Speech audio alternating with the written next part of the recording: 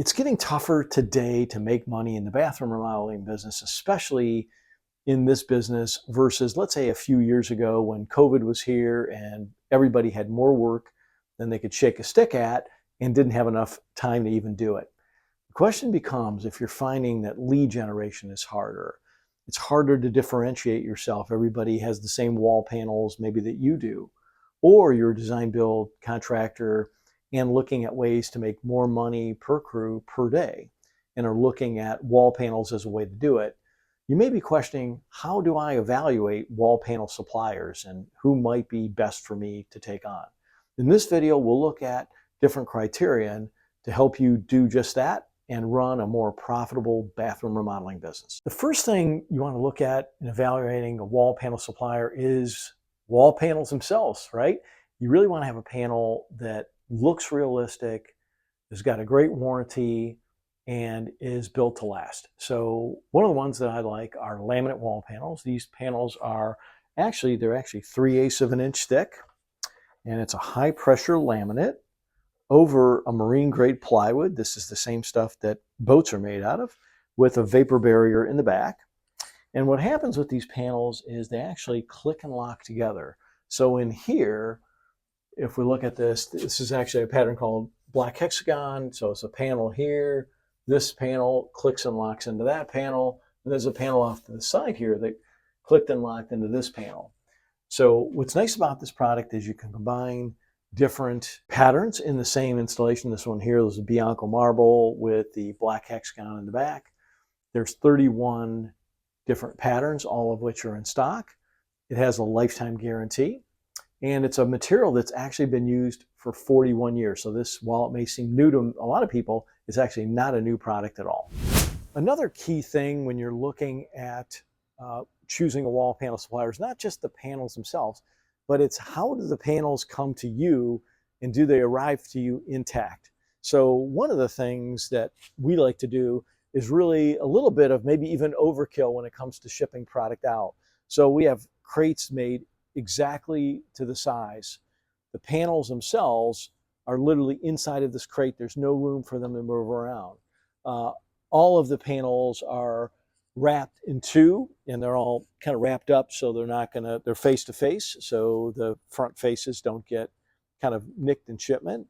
All the trim profiles are in here, and in the box there's going to be the sealant, the trim, the little rubber tool, everything you need for that installation, with the exception of the backer board, is going to be in that box. So the quality of this packaging is really critical, not only for the panels. These crates are about 30 inches wide by 8 foot long. This is literally how the crate comes to you.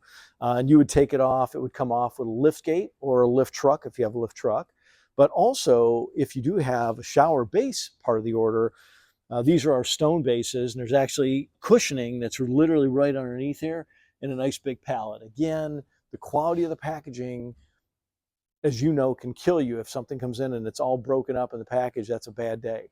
Now, in addition to how stuff is shipped out, how quick you get it. In most cases, our dealers get stuff in a couple of weeks or less.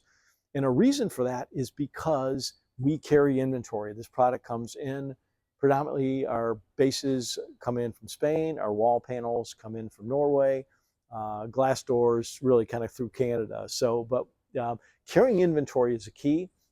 Back here, for instance, what may be very deceiving is this is 100 showers literally in this space. We need to have inventory so it can go out immediately for you. Another key variation or thing to think about when you're looking at wall panels is how can you differentiate yourself in the market? So today, maybe you're carrying acrylic wall panels, and while there may be a couple of major players that are selling dealerships of acrylic wall panels, there are thousands of companies that have that line. And so what ends up happening is it can sometimes seem like it's a race to the bottom.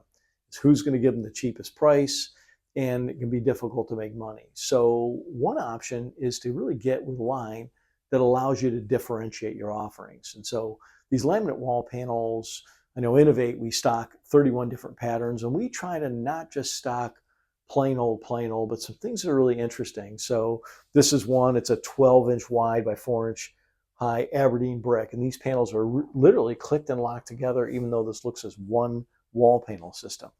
If we go over here, this is a white 45-degree herringbone. Herringbone is a very hot pattern, but very expensive pattern if you try to install that with tile to actually put up. Over here, this may look like it's a drywall wall, but these are actually grout-free wall panels as well. It's a pattern called Silver Strand that has no grout joint at all. And then in this one, this is a 90-degree ocean blue herringbone. We actually have a smoky blue stacked subway that's coming out very soon.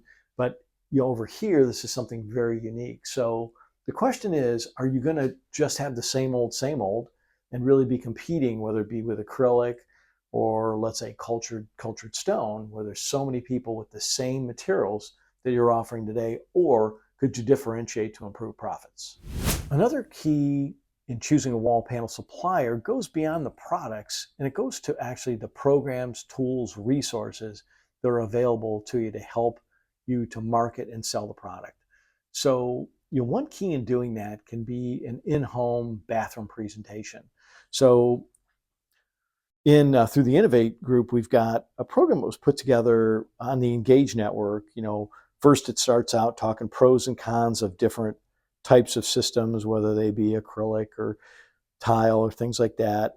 Then it gets into literally explaining about the wall panels themselves, and you can see the different collections in here. And if somebody says, well, let's see what does that black marble look like, you can bring a picture of it up and they can say, oh, that looks good, or oh, it's too busy, whatever the case may be.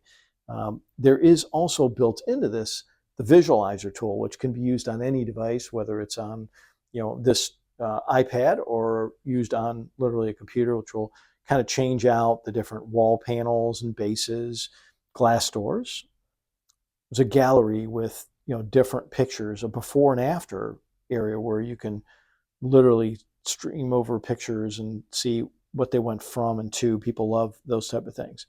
It covers the bases, stone base, acrylic, custom bases, glass doors, different options and types in that, and even down to the accessories. So in addition to things like that, there is also a sales case, and there's imagery you can get, the key, and even some input on what type of social media to do. Because even if you have a great product, you've got to lead generate effectively. And then when you get into that home, you've got to have tools that help you get people excited and help people make selections and close the deal that night. Another important factor, obviously, to make money in the wall panel business is how easy are the panels to install. So what you'll see over here is actually a click and lock system. These panels are about 2 foot wide by 8 foot tall. The exact size is 23.6 inches by 94.4 inches, and they click and lock together. So you can get a pattern like this, which is a 45-degree herringbone, which if it was in a tile project would be a major pain in the back end to do, but it can be actually a much more time-effective installation than if you're dealing with tile. Another key element in getting started with a wall panel business is to really understand what the startup costs are. So one element of that startup cost can be the cost that you're going to get from the wall panel supplier themselves. And so they may have costs that are tied in with training, whether it's installation training or sales training, with developing a visualizer tool, with an in-home sales presentation, a sales kit, brochures, etc. So that's one element of the startup cost.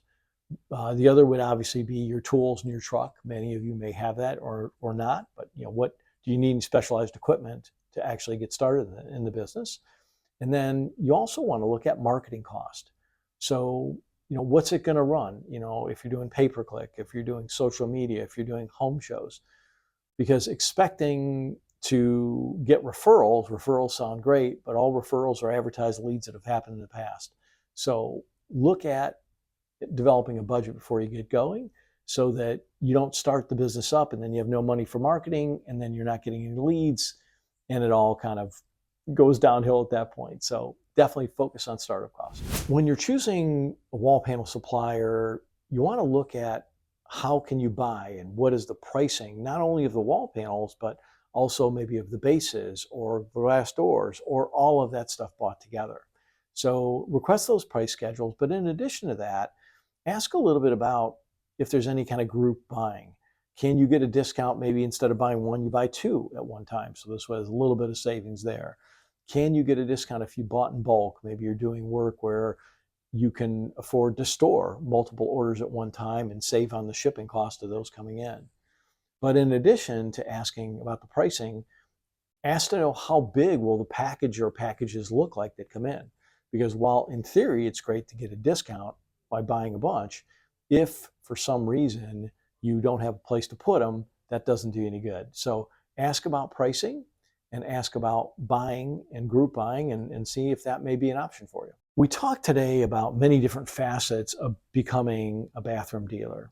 And while pricing and product and differentiation and startup cost and all these various things we talk about are really important, there's one other thing that I would tell you that's equally important that a lot of people don't think about. And that is, who and whom are you dealing with? So when you talk to that company, whether you're a small one-person operation or you're a mid-sized design build remodeling contractor or you're a big bathroom company, the person on the other end of the line from that wall panel supplier, do you think they give a hoot about you? Will they be there to take your calls when you're trying to place your first order and you're really not sure if you're getting the right stuff? Will they be there when your crew's out doing the first job and you're scratching your head a little bit and thinking, am I doing this correctly? So what I would tell you to really do is think through, how responsive are they? Will they care about you? Are you the type of customer that they're looking for? Or do you get the feeling of they could do with you or without you? Because I think you want somebody that's there in your corner that's really looking to grow your business. So if you'd like to learn more about Innovate's program, you can call 888-467-7488, or you can go to innovatebathroomdealer.com. We'd love to help you.